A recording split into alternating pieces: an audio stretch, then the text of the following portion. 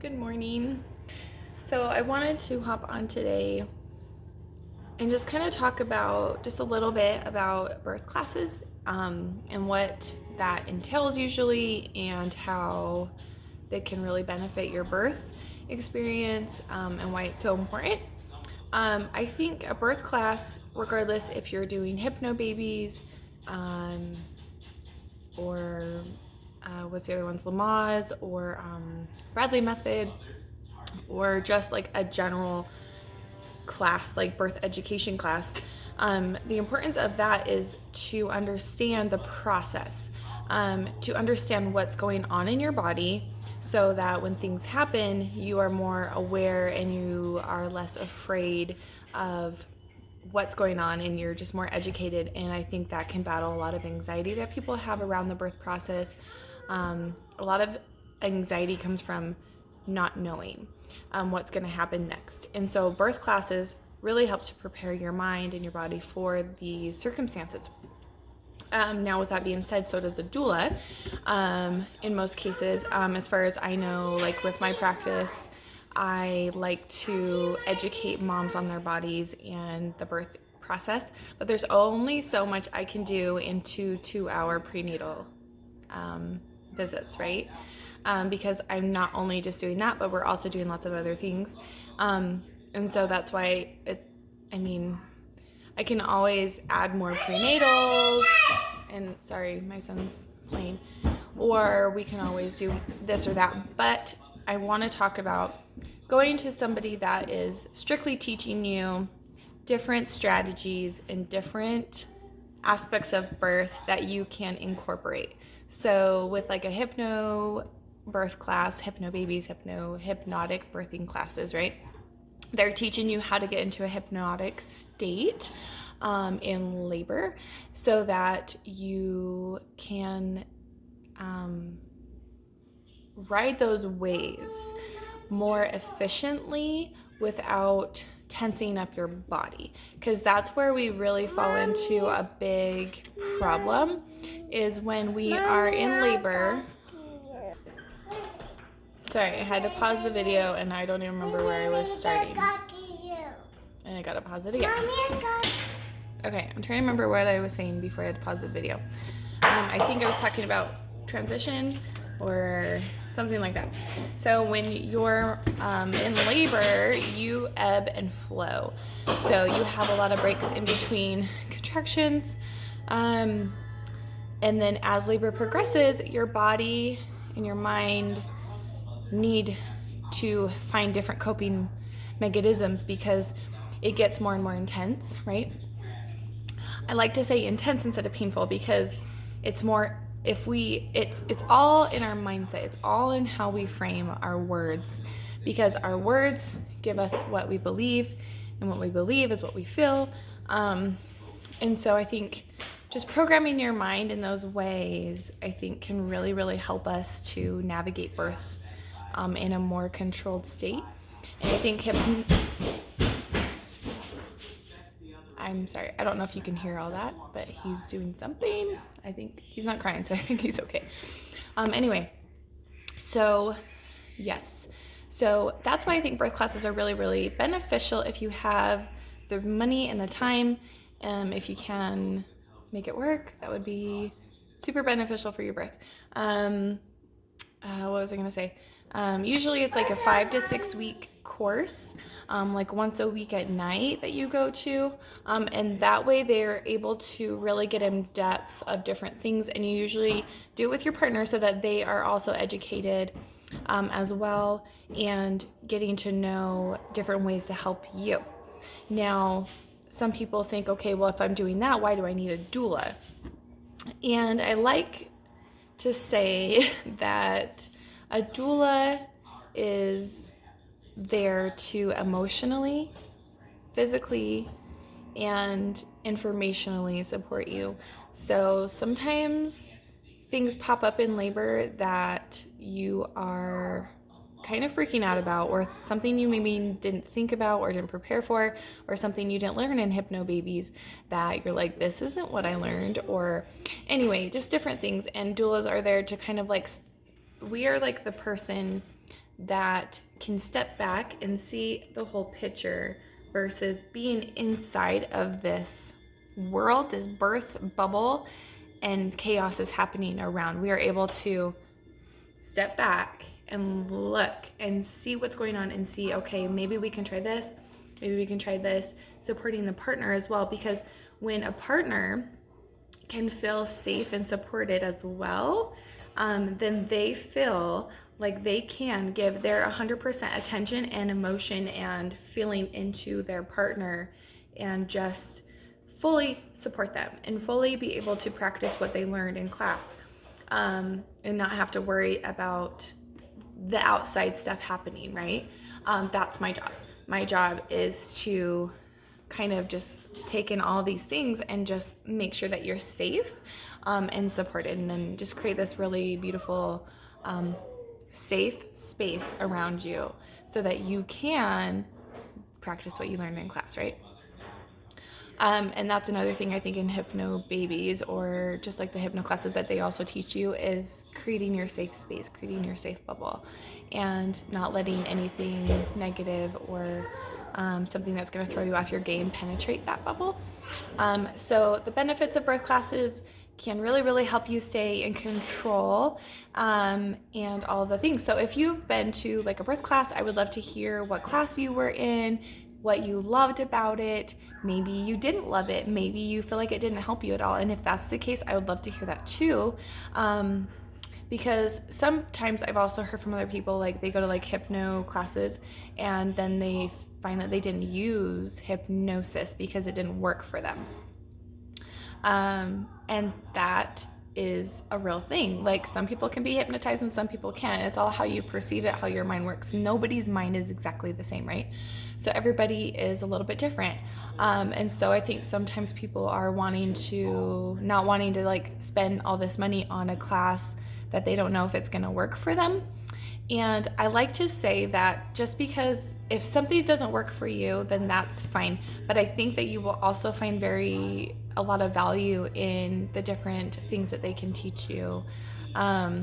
So with that being said, I also, like, if you're not able to like afford like a birth class, that's something that we can try to work into a package, right? We can try to like add more time with me so that we can go deep into different coping mechanisms, aside from what I already teach you, but more on the physical parts, more on the like the physiology of birth, because I think when you can see it in your mind and physically and touch it and feel it, then you know what's happening in your body, and you know your body's not breaking, you know it's not getting destroyed when you're in labor.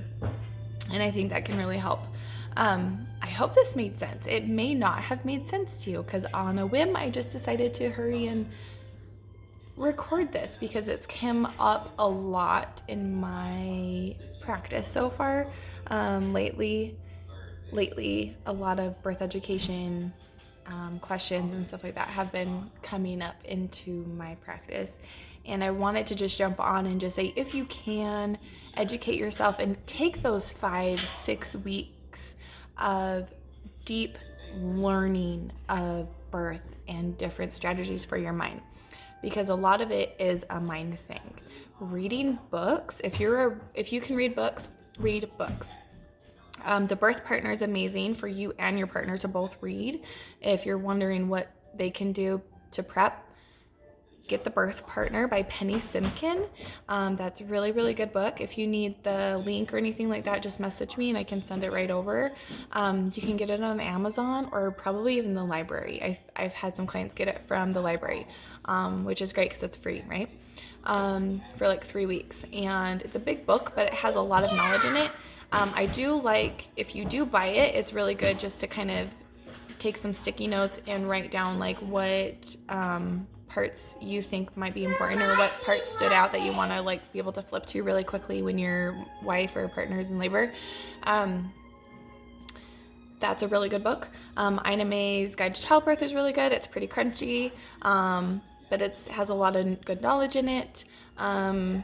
Birth Without Fear by January Hershey is really good. the roadmap to ancient. Oh my gosh, I probably butchered that name because I haven't read it yet, but I've heard really good things.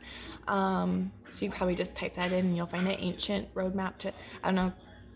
I'll ask somebody that knows what that is called, and I'll put it down. But that's really, really good. And then also, meditation is very, very good because you can't just expect, because I know, like for me anyway, I thought, okay, well, when I want to do an unmedicated birth, I'm just going to have to go inside myself and breathe the whole time. Yeah. But your mind is going to go through some major battles. You're going to have to really go inside yourself and fight some old beliefs. You're going to have to fight some fear and getting over the fact that you are in the most vulnerable state you will probably ever be in. Okay? So you really have to get into this mindset first and remember and focus on your body and how to come back to it. So meditation practice before, so when you're pregnant, is very, very, very useful and very important. Start at 5 minutes a day, and then increase up to 20 minutes if you can. Every time you feel like your mind's wandering, acknowledge what you're thinking of and then come back to center. Whenever I meditate, my mind goes 100 miles an hour because I finally am able to like sit down and process things. So my mind's like, okay, you have a moment to be quiet and hear what I have to tell you. So I'm going to tell you all the things, right? And so I have to sometimes I have to take the first 5 minutes and just let everything flow. Everything that was like piled in my brain that I haven't been able to think about, I just have to let it just talk to me and do its thing, right? For the first 5 minutes. So I just kind of sit there for the first 5 minutes, and then for the rest of the time, I try to focus. Like you can like look at like your third eye, which is just like looking up, like with your eyes closed, right here. And that can really help you feel centered. Every time you feel like your mind wanders, just try to come back to centered, because your eyes do this shifty thing. So that really does help you come back to center. Counting your breath is really good because it gives you something to focus on. Doing I'm going to butcher this name, Ujjayi breath. It's a yoga breath. It's like a wave. It's like a loud, audible breath. And being able to do that breath can sometimes give you something to focus on. In yoga, they always say, let your breath be louder than your thoughts. And that can be a good tool to use in meditation, because yoga is just a moving meditation. So if you feel itchy and movie and wiggly, try some yoga. Try some yoga meditation. Practice that Ujjayi breath and really get out of your mind and into your body, because that's really going to help you connect for birth too. So prenatal classes or prenatal yoga is really good. And I know a few teachers that are pretty amazing. So if that's something you're interested in, you can message me and I will send you their names. Or if you are a prenatal yoga teacher, send me your name and send me where you're from, because I love to get recommendations for other women as well. And then what's another tool? There's a really cool tool that they practice in birth classes, and it's holding an ice cube. And it's not about how cold the ice is. It's about focusing. It's about where your brain goes when you're in, I want to say pain, but where your brain goes when you're holding this super cold ice cube in your hand and you want to drop it. Your mind just wants to get rid of the pain, right? So when you're holding this ice cube, instead of letting your body react, so fight, flight, or freeze, your body wants to flee, right? So it's going to drop the ice cube and wipe off the cold water. So instead of going to that, you can't do that in birth, right? You can't run away from it. So you have to fight it. Sorry, I didn't mean to flip you off. So you have to fight the pain, right? Okay. So you have to go into like fight mode, right? But you're not fighting birth. You're learning to like surrender and trust trust it. And so this is more about focusing on where your brain goes, what you're thinking about, and how you're reacting to it. So this is a good practice. And I like to say practice because you're going to do it and you're going to be like, oh crap, like I can't do this. It's a practice. You have to practice. Just like you can't get up and run a marathon today if you haven't ever run, or if you can't run a mile, you have to practice. So that's a really good practice just on your mindset, not necessarily saying how long can I hold this ice cube and bear the pain. It's how well can I train my mind to know that this isn't hurting me, right? Okay, so that's a good practice. A breath practice is really good. Breath work is powerful. That's another meditation thing you can use. Having your partner squeeze your hand as tight as they can, right? And having you for like 30 seconds to a minute. Obviously, don't let them break your hand, but a pretty good squeeze that you are just gonna have to breathe through it. And then they release your hand, and that's when your contraction's over. Or your wave, whatever you wanna call it. Like I said, words are very powerful, so changing the wording in your labor or your setting is super important. So a lot of people like to say my waves or instead of contractions, because contraction, automatically you think of this tight squeeze, this contracting, instead of this wave that's coming and you're getting to the high tide of it, right? And then it's flowing and it's coming back down. And this wave of picking it up and pushing the baby down. This wave is picking your baby up and pushing baby down and bringing baby down and closer. So those are some practices you can try. And if there's another book I can think of, because I feel like there's a lot more that I'm blinking out on right now that are going to be very, very beneficial for you. Oh, podcasts are very, very good. I have a podcast. I may even upload this audio that I'm recording right here to a podcast. So the Transform Maternity and Birth podcast is what the podcast that I have. There is Doing at Home podcast. There is, Informed Pregnancy. There is, Rising Phoenix. That's a postpartum one. There's a lot of podcasts. So I will also find a way to get those linked or whatever I'm going to do with this video right here. And if you have good podcasts that you love that you have found that has been beneficial for you in labor and birth and practicing or preparing your body for labor, send those my way. So then I can also give those away or, give those as resources. So I feel like birth classes, any way you can prepare your mind for a body or for labor. How are you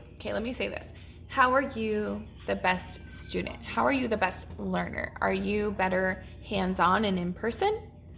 Or are you better on your own and in private? So then online classes would be good. Or reading and listening to podcasts and taking notes and practicing on your own. Or are you more of a visual learner, audible learner, physical?